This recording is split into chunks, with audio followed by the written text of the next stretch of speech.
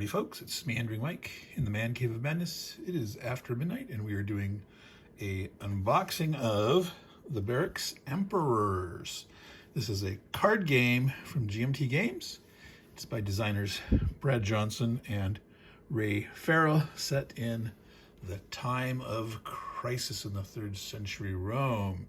Now, Wray Ferrell had done titles before, Sword of Rome and Time of Crisis and Time of Crisis expansion. So let's see how this comes out as a complete card game. So, oops, sorry. Into the anti-shrink tool, the oyster shucker of shrink opening +2.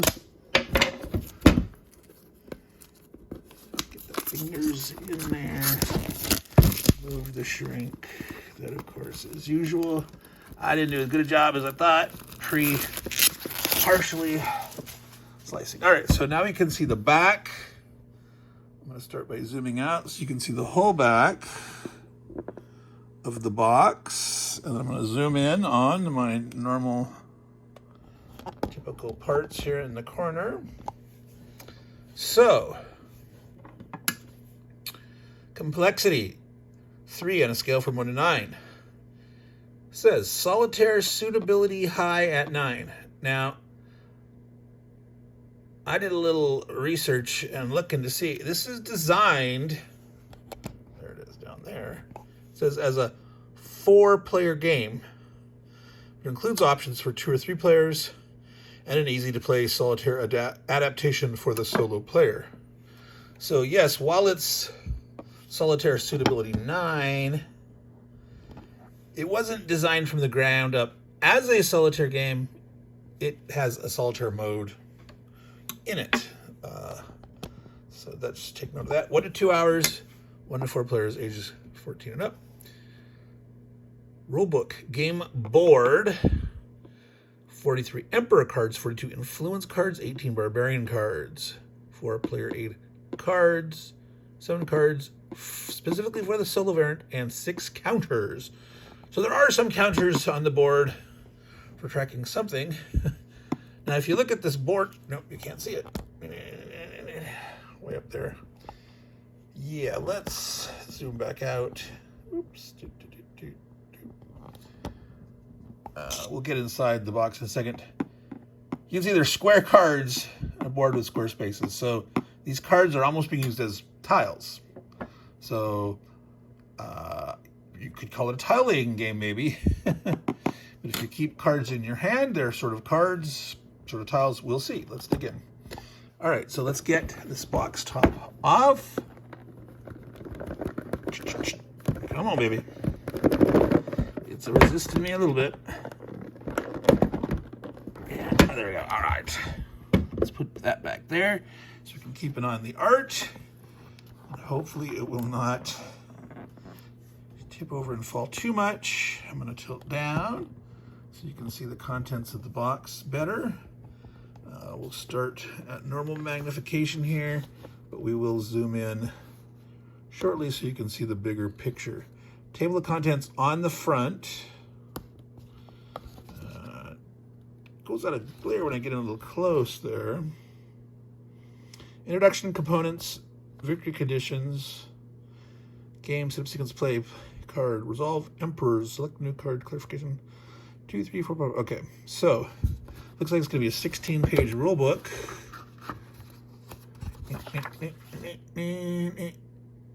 Come on. So 15, 16, including the back and the front cover. So not too complex. Like I said, it was 3 on its complexity. I'm going to zoom out now. All right, we already looked at the components. They break them down even a little more. Emperor cards, military, senate, and populace. Influence cards, military, senate, and populace. Barbarians, nothing much new there. 6 influence card for solo play only. Okay, so influence cards have a suit, which is the color. I'm assuming they're pointing to the color inside the square, yellow. Suit gray. Well, I hope there's not a gray and a black.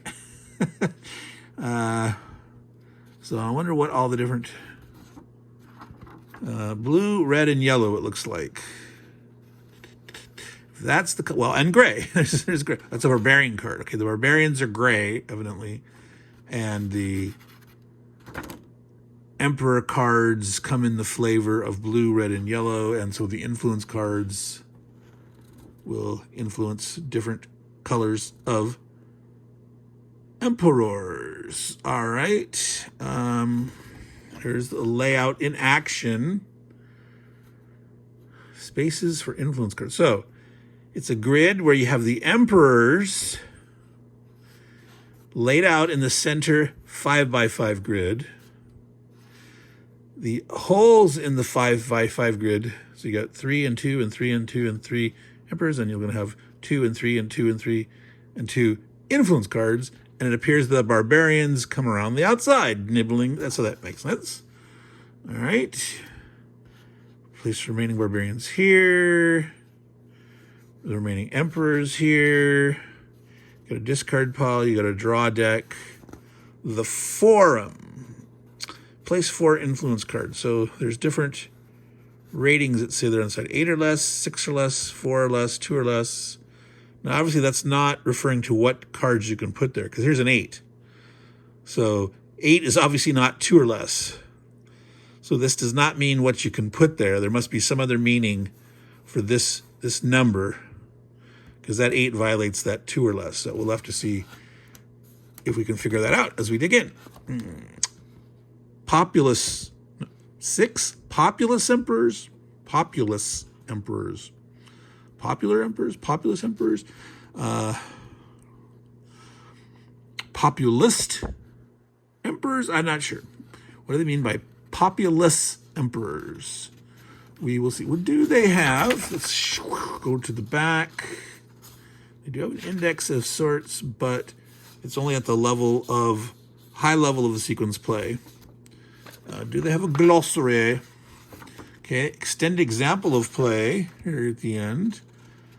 Turn 1, 2, 3. So they got 2 pages of that. Victory check. Examples of solo selection. So I'm not seeing a glossary. Solo rules, variations, learning the game.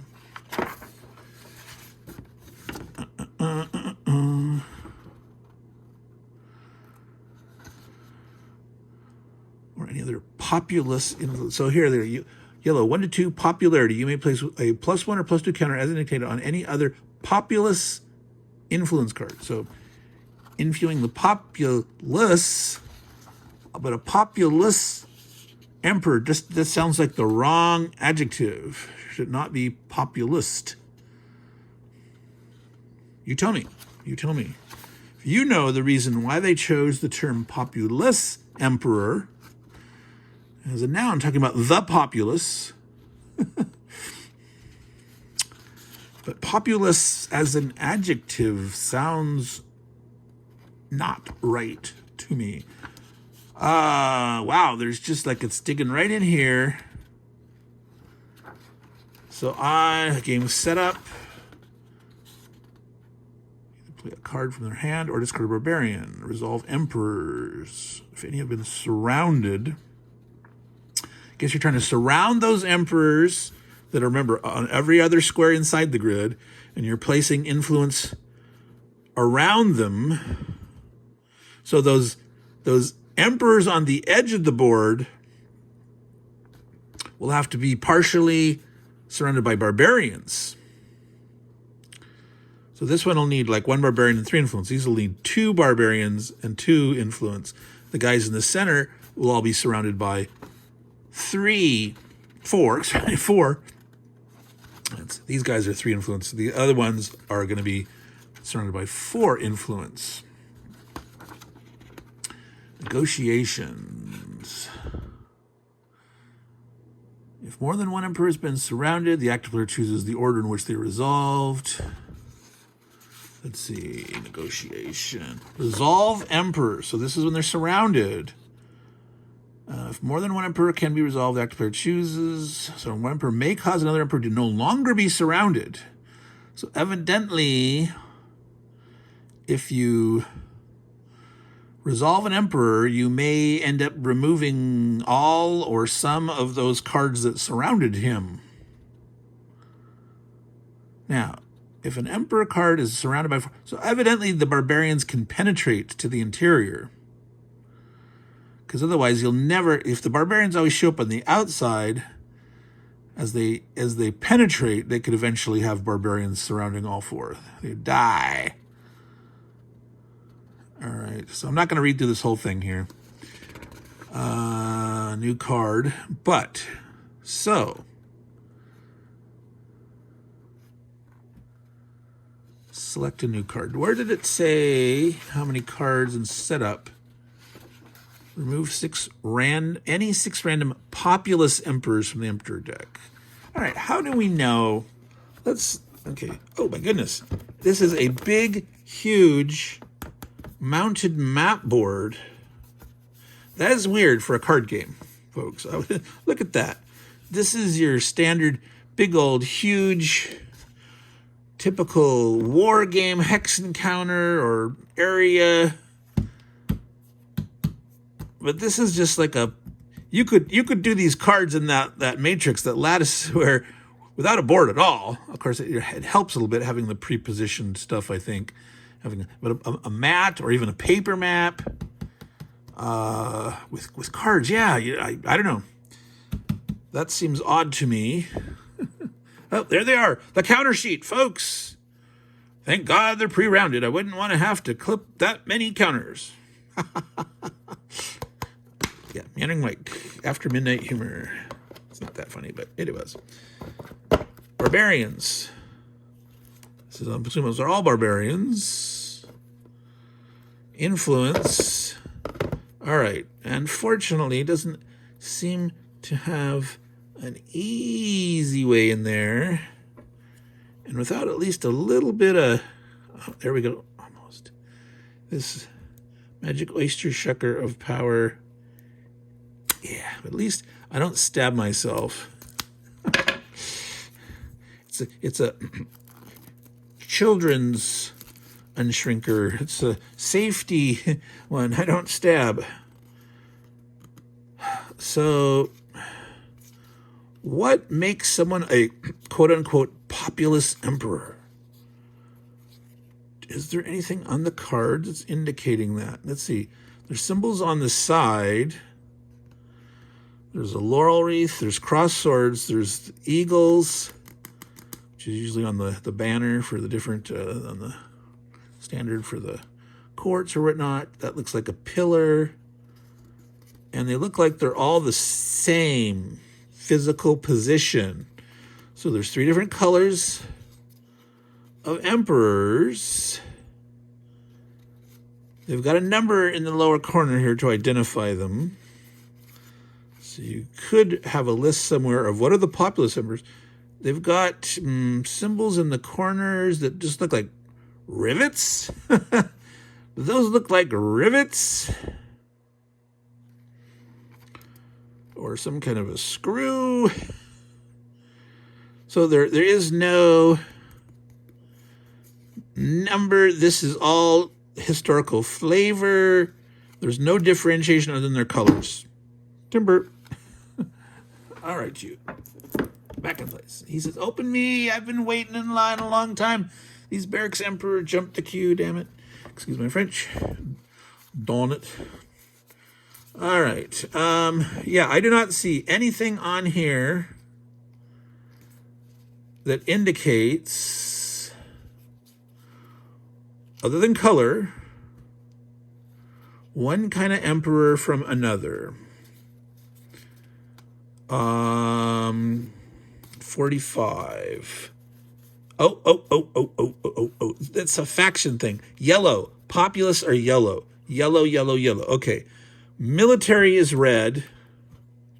Senate is blue. And yellow is the populace. An emperor of the populace. But again, I would not call it a popular. Right. That's I'll stop harping on that. We'll just move on. They're calling it a populous emperor. An emperor of the people, for the people, by the people, from the people? No.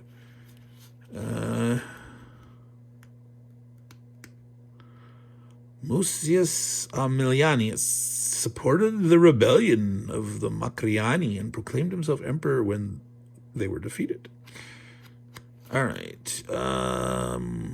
Aureolus, brilliant general. But he was a general. See, that's weird. Okay, so he was a general, but he doesn't have his support from the military. He has the support from the populace. Okay, so there are more yellow. Okay, so there we go. There's the thing. There are more yellow emperors in the deck, but the setup, it says you take 6 out at random, and then you mix them up with the other one, because there's 13 of each of the others. There's 13 red, 13 blue, military, senate, and then you'll grab 13 of those. So it's all historical flavor, folks. You're just going to use 13 of those. You're going to have a total of 39 emperors in the main thing. You're going to set aside 6 of them. Whether you actually use those or not, who knows? All right, let's continue going through stuff. Now, the barbarians, I'm assuming, are just probably numbers. You must place this card on any homeland space or discard it to move any active barbarian to a diagonally adjacent connected space not containing a barbarian. Interesting. All right, so that's how barbarians start to penetrate. Use other barbarian cards. You discard these to move a barbarian into the interior, which you may do to block other people from playing influence on a square, but that means you couldn't play influence in that square. But the diagonal moves mean, because, let's see, put this here. The influence is in the center, and all those outside where the barbarians come in, all the diagonal moves, kind of like a bishop's move in chess, are going to be in the influence space. And that's why eventually you can surround an emperor with 4 barbarians and potentially kill him permanently instead of someone capturing influence on him. Alrighty. So I'm not going to look at the barbarians. I'm assuming they're just different numbers. Don't know what the numbers mean yet. Because again, the emperors didn't have a number on them. So it's not, well, it's probably going to be relative. The idea is to surround an emperor, and you have up 4 players, so potentially it could be 4 different players played a card. How are you going to keep track of who played what card?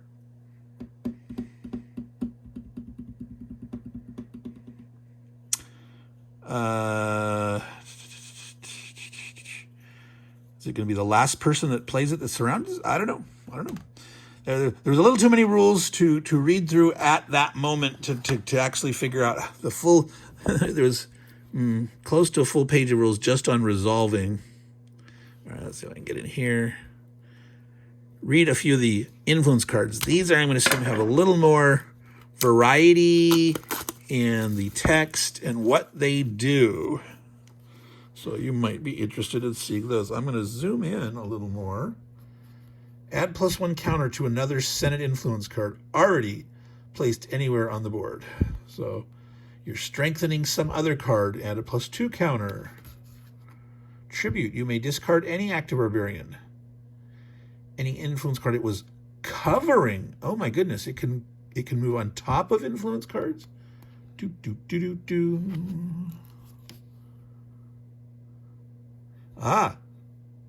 Maybe this doesn't have to go to an empty one. May move to a diagonally adjacent connected space not containing a barbarian, but that could be empty or with an influence card on it. Those tributes they're the same. No. Here's discard. But here is a tribute card that says you may shuffle the barbarian closest to Rome back into the draw pile. Interesting. There's 2 each of those. Principesanatus. You may draw the top card of the draw in your hand and select 1 card from the forum as normal. So you're drawing cards from the forum. We still haven't figured out that 2 or less, 4 or less, 6 or less, whatever, because again, so it's must be some kind of influence that you have to control, or maybe you discard cards from your hand of a certain value of influence to draw 1, or maybe it's what you've played. So like if you played an influence card with a 1, you can get one from the column that says 2 or less. So you'd have to play low to score one of those, like this 1 or 2, or that far column up there, an 8 or less. Is there anything? Oh yeah, 7. Well, it's 8. It says or less. Is there actually any 9s? Oh my God, I wonder if it counts those plus markers. So the influence, the pluses, will probably increase the strength of the influence on the map in terms of trying to control emperors. But in terms of drawing from the forum, if you strengthen them, that means you have less to choose from, because there was a 2 or less, a 4 or less, a 6 or less, and an 8 or less box on the forum. So the stronger cards you play, the less choice you have drawing from the forum. If you play a weaker card, has less influence on the board, but you potentially could choose a card. All right, that's interesting. Let's look at a few more of these. Damnatio Memoria. You may remove from the game 1 emperor adjacent to the space this card is played in. Wow, you can just... He's gone. Oh, there's another one of those. Triumph. Put the barbarian in your scoring area and discard it. So you defeat a barbarian, but you discard the influence that was there, but you score the barbarian. All right. Reinforcements. +1 counter to another military influence card already anywhere on the board. So I still don't know. Now, somewhere I was reading it said that, like, as you play these cards, trying to help yourself, there's just as likely you're going to help other players. You may be trying to hinder certain players, help them, but because of the nature of that board, that grid pattern, as you place it somewhere, you're affecting other things that may help other people that, depending on where they've played. So I still don't know. It seems like there's no mechanism for keeping track that, oh, I played this influence card on the board after time in a persistent board state. So I don't think the idea of the, well, that's mine, I don't think that's a real thing, because you're not one player's playing military, one playing the populace, one's playing the Senate, because there's 4 players. So you're obviously, each playing different influence cards, different factions, taking control of different emperors. The mob. You can flip an influence card face down, and it should have no suit, no text, and a value of 0. Interesting. You neutralize it, but it's still there. How do you flip those back up?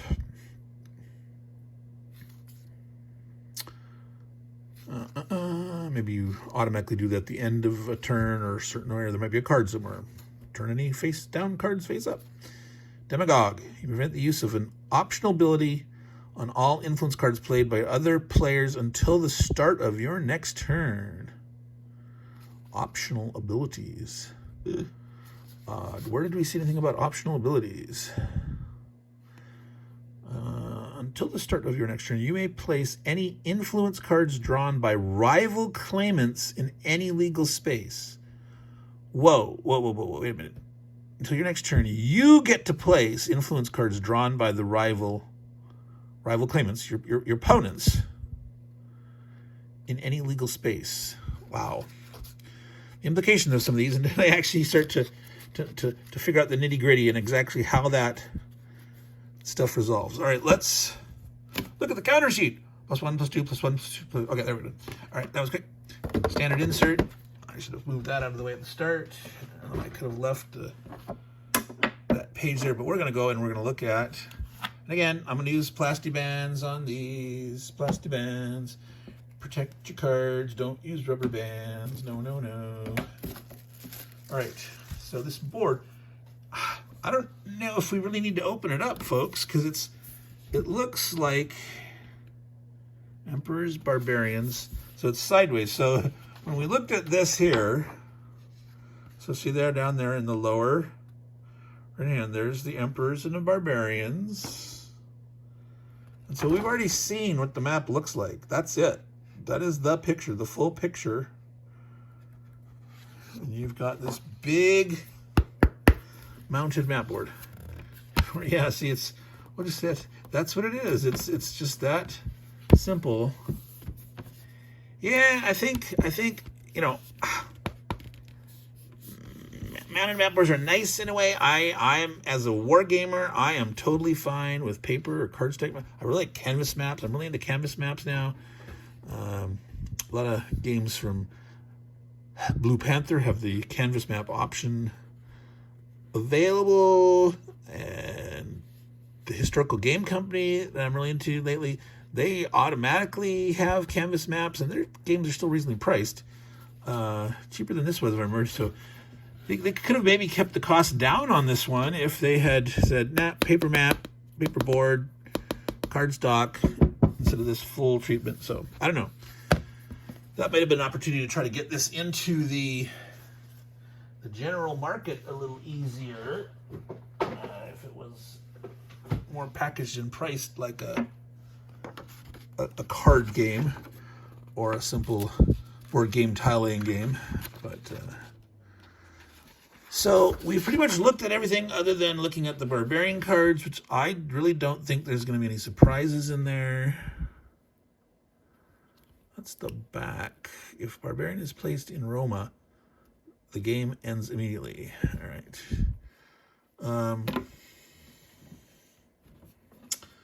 So we've gone 27 minutes. I'm sure you had meandering on. We can spend another minute trying to dig down to the guts of the TLDR of resolution.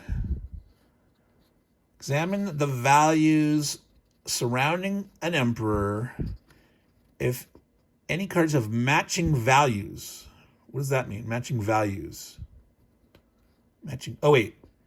If any of the influence cards, regardless of suit, cancel each other out. So the numbers on the influence cards, but it says, so that would include barbarians. So if 4 barbarians are there, boom, resolved. The emperor is removed. Skip to step 7 low. Any influence barbarian cards no longer orthogonally adjacent to at least one other emperor card removed. So when an emperor gets removed, the fringe. So in this case here, if we saw this yellow guy here, when he gets removed, these guys on the fringe would disappear. Now, this is the fringe edge of the map. Those are not barbarians. So you can play in those squares. I thought you had to play influence in the interior.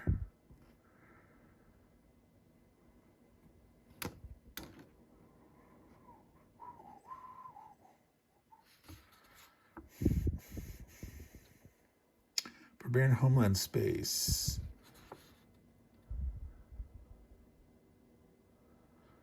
A few influence cards have there are a few influence cards that have special abilities that are not optional.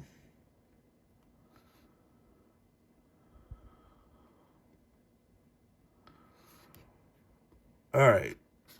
So we're gonna not look at them. So evidently you can get, so here's barbarian here and barbarian here, but somehow you did get influence played out there in the barbarian homeland spaces.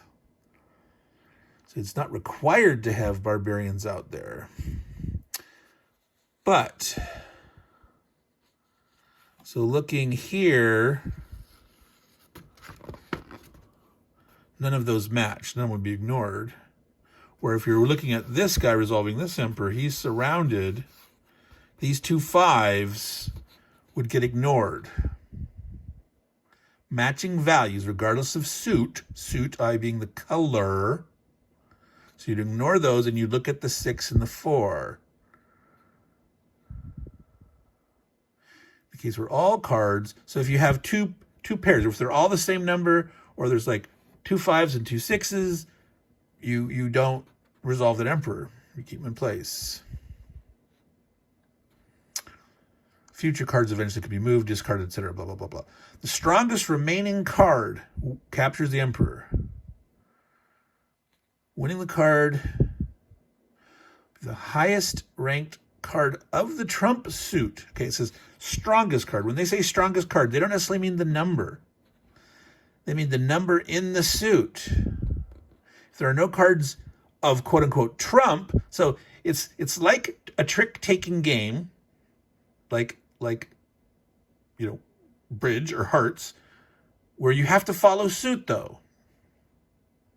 And I'm calling it trump colors. It's just following suit.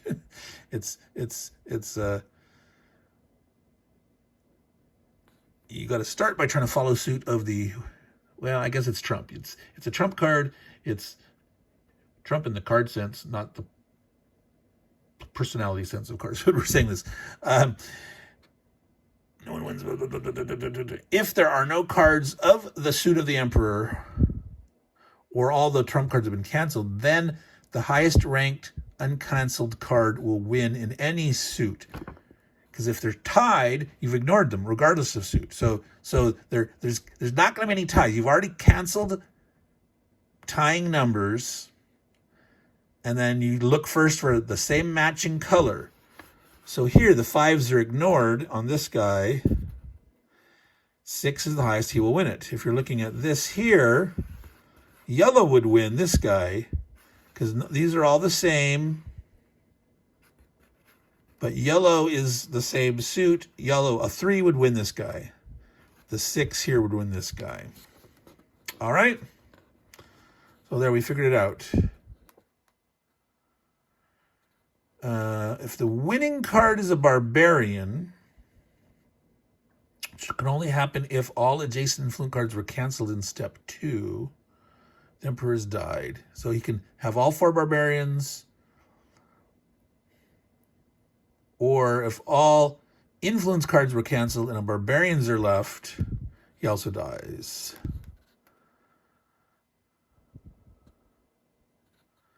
Wait a minute.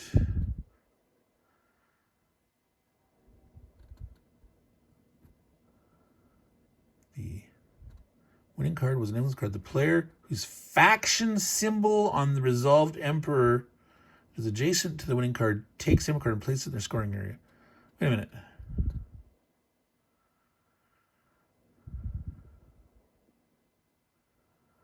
Wait, what?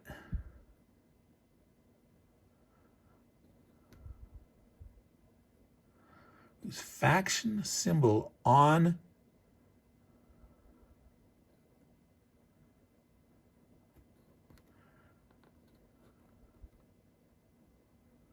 whoa. So these 4 are the 4 symbols of the players. Cross swords, laurel wreath, the eagle, and the pillar, the column. Those are the 4 players. So this 6 would win. It'd be the eagle guy. This 3 would win. It'd also be the eagle guy.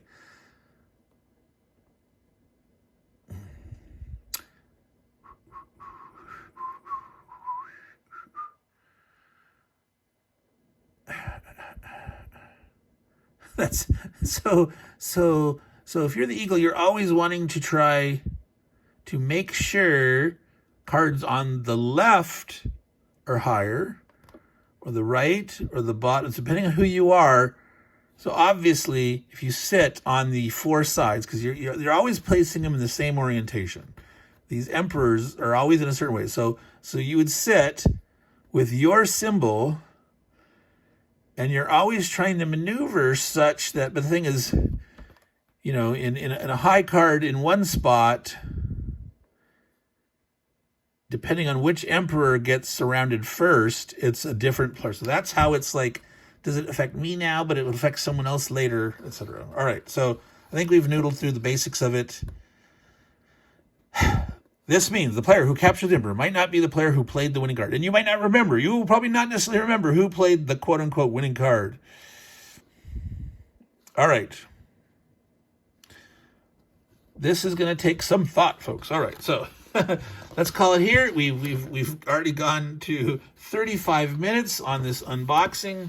But as I normally do, I like to dig in, sort of kind of a forensic unboxing, an analysis, digging in, seeing what I can understand without having read the rules. And rarely do I actually read them as I go along, but sometimes I'll scan. But I had to noodle through that and figure out that thing. So we've got cards. We've got Emperor cards that are 100% flavor. They're in 3 different groupings: military, Senate, and populace, who they favor or favors them. 4 different factions, which are totally independent of the colors. You play influence cards that have a different color, a suit. And so depending on placing them next to certain emperors, you know, certain are some colors, certain are other colors, wherever you place it.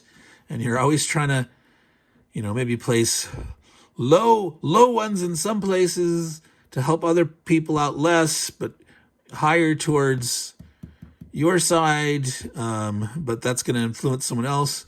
So I guess sort of maybe working from the outside in, you know, when you play outside somebody, you know, so to the south, if you're on this side, if you're the swords, the north, west, east, working your way in towards Rome, the guys in the center. So you don't necessarily want to go for the center right away. I don't know. We'll see how those strategies work out. So, barbarians, influence, emperors. So that is the Barracks Emperors, folks, a card game set in the time of crisis, the 3rd century in Rome, by Brad Johnson and Ray Ferrell. I can't remember if one of these Ray Ferrell titles of Brad Johnson also worked on that. I know at least one. I think Sword of Rome Ray did alone, and I think Time of Crisis they both did that together. Time of Crisis also an expansion, something like Iron and Rust or something like that is the name of the expansion. But anyway, so Meandering Mike, Man Cave of Madness. Big old mounted map. Some of you love those, and it's like, wow, mounted map for a card game. Okay, so that's it, folks. Meandering on and on and on. So to all you good folks out there, take care. Long live the Emperor, and ciao.